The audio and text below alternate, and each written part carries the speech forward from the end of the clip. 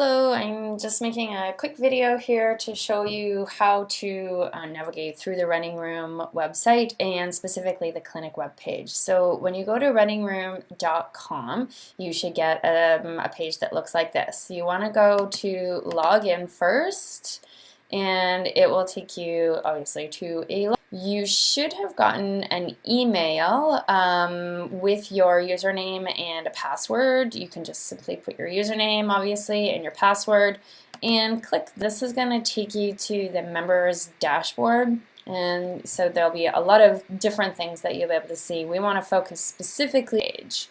So you'll have a bunch of little squares like this. You probably won't have an employee access because you're not an employee. But you page like this, so we can just simply click on the current clinic and you'll get to the clinic page. So on the clinic page, a few of the things that I want to just kind of direct your attention logs, you can just go in there and you can actually track your training online if you'd like to. Probably most of you are tracking your training in some other method. However, this is a nice way to keep it all in the same place. The clinic manual. So if we click on the clinic, quite an extensive manual. You can download the PDF version, but it's very, very long. Or you can just simply decide where you want to. So if perhaps you are looking at hot weather training, so you can just, and it'll bring you up the little blurb that is specifically on hot weather training. And then of course there's a bunch of other things that go along with. So that is in the clinic manual. If we take a look at the curriculum, that's what you will be expecting to see from week to week on Thursday. So what I've done is I've created a curriculum, so what we're going to be talking about, and so I've got the week and then the date, and then I've got, so last week we had proper shoe selection and our guest speaker was Rick, and so you can just see who I've contacted and who's going to come in, and a little bit about what potentially we're going to be talking about during that week. So that's the curriculum, so you know what to expect week to week. If you want to know what kind of runs to expect, schedule. So the training schedule, you can pick a pace.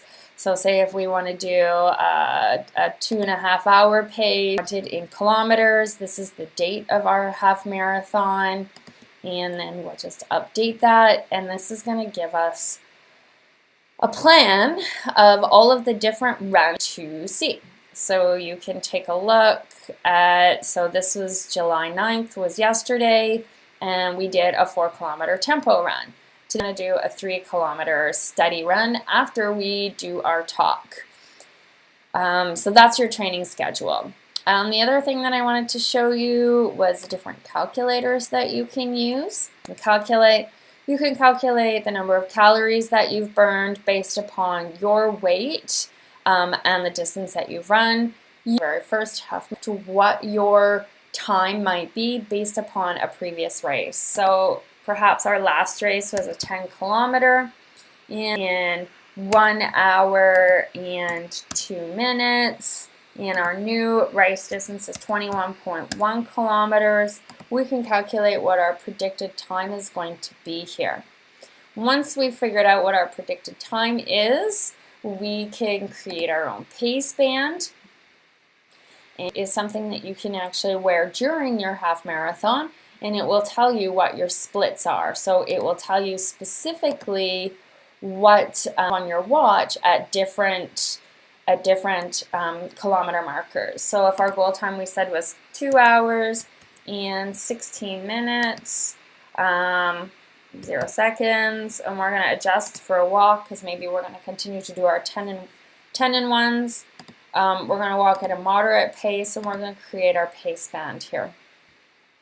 So our pace band is going to come up, and it's going to tell us all of that at each kilometer marker. And so your half marathon should be well marked with all the different kilometers. So once you get to kilometer 1, you can check your watch and see, are you at 6? If you've gotten there before 6:12, then maybe you're going a little bit too fast initially.